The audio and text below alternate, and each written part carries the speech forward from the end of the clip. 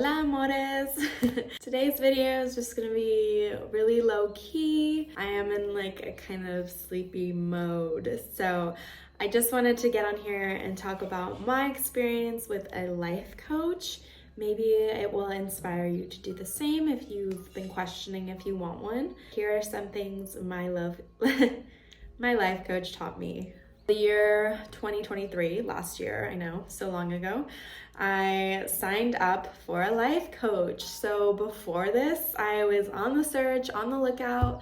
I had always wanted one. The idea intrigued me completely. And I Googled, searched it and everything. And the people that I found on there, I was just like, no, like I do not resonate with Bob from Minnesota to be my life coach. Okay, so one day when I totally forgot about the topic, as it always happens, I was listening to a podcast by Isabel Palacios. Shout out to her if you haven't heard of her and you're into self-development. Her videos are amazing. So I was listening to one of her podcasts and she had a guest named Mads Mess on there. Mads Mess became my life coach. Long story short, she was just talking about her technique and how she helps her clients, and it resonated so much with me. I instantly signed up for a discovery call and signed up for the Align coaching package with Mads. So the time I began was like the end of January and it lasted till I think May. Yeah, May. I was doing that. So it was a pretty extensive course. I had a meeting with her once a week and I looked forward to that day every once a week. I guess I should say the reason why I got a life coach. I was just in this rut of feeling like I didn't know where I wanted my life direction to go.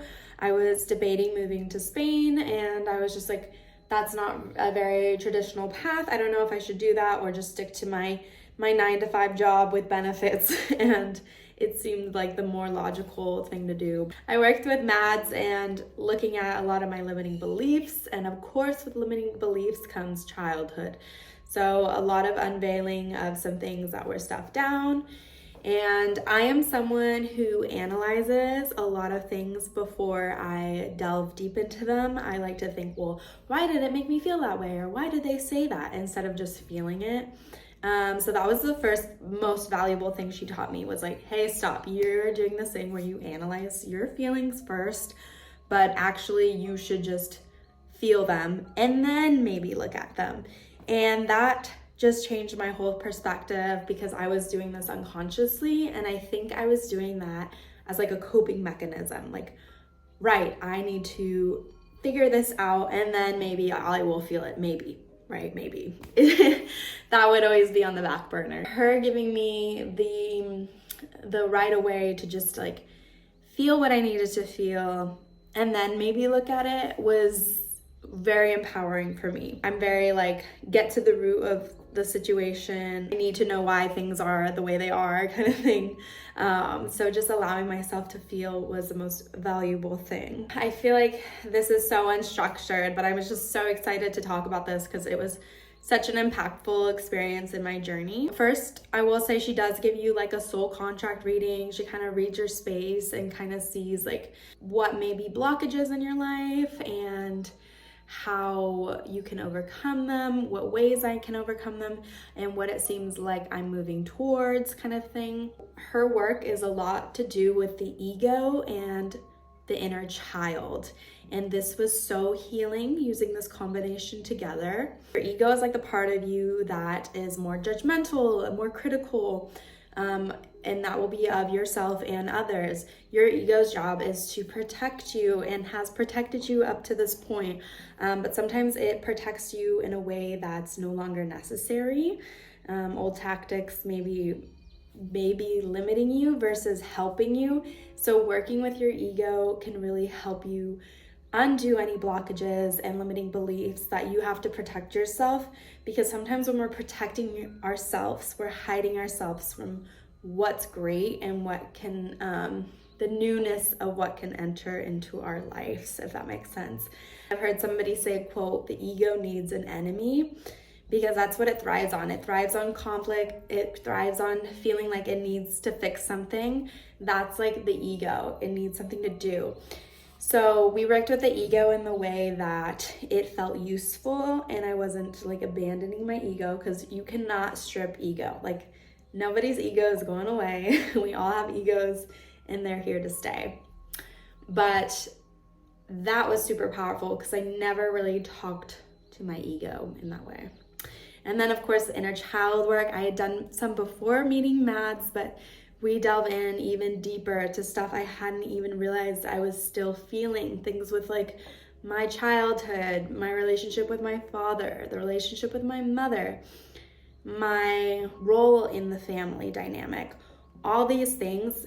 And she just helped me navigate it through using journal prompts, meditations, visualizations, all these things to really just get to the root of any pains and difficulties. So I learned a lot about myself in this process, and I will say it was so worth it. I did hit like rock bottom when I say that. Like, I had, as they call it, dark night of the soul, I think it is, when you just hit the lowest point in your spiritual journey or your healing journey, and it just feels like crap. Well, I hit there, and because it's unveiling all these things that you had hidden and just giving you a space to finally feel them.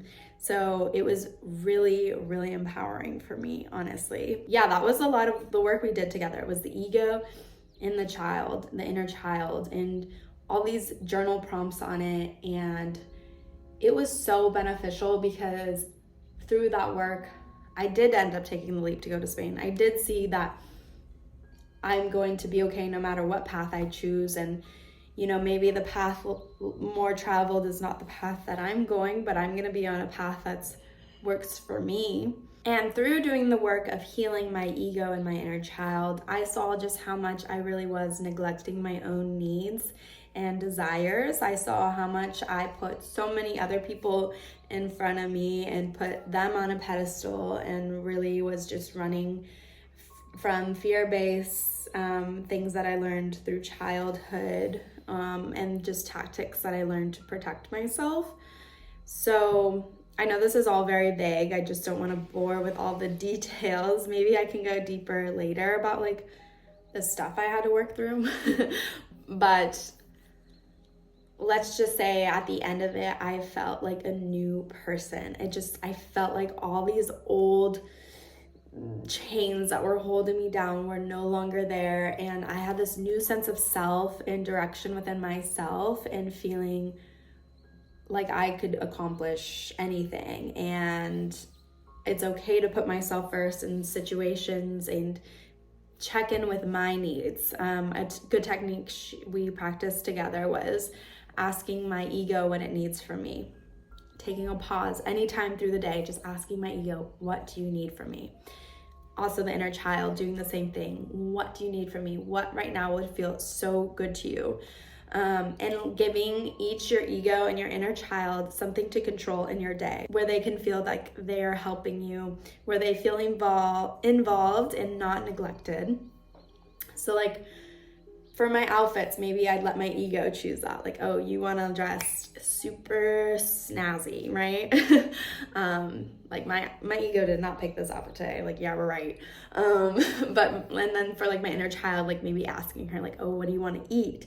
And if she says she wants that popsicle for dinner or whatever it is, like let her eat it. Like have no shame and just let them control one aspect of your day. Could be anything. But just doing that creates a rebonding in your relationship with these parts of ourselves, with this part of ourselves that maybe we often neglect. So that was just super empowering, and we did so much work together on that. And I would say that was my number one takeaway of working with a life coach, is just learning how to better navigate my own needs, my own wants, and my own desires. Because I used to be so worried about other people's needs, other people's wants, how I can work my way around in my life to keep them in my life, if that makes sense. Like doing what I can to make sure other people around me are thriving and doing well before I was. And I think that was really, had to do a lot with like my childhood and how I felt unworthy in a lot of ways and unlovable in a lot of ways. I think a lot of us can relate to these kinds of feelings. So connecting back with my inner child was huge. Connecting with my ego was huge, and just using what's already inside of me as a powerful tool that I can use to navigate the world around me. If you have the opportunity to work with Mads, I would definitely recommend her. I'm sure there's other great life coaches too that I didn't come across, but that was my experience. The important thing about healing, I learned too, is like you really just gotta go head on. You gotta look the beast in the eye and you gotta say no more. I'm not running from you no more. And you just like look at that stuff.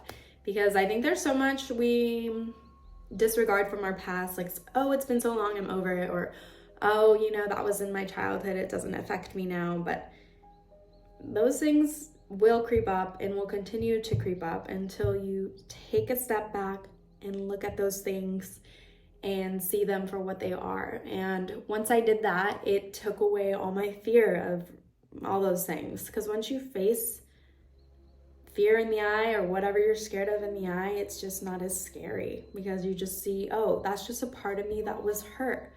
And now I can heal that so I can move forward.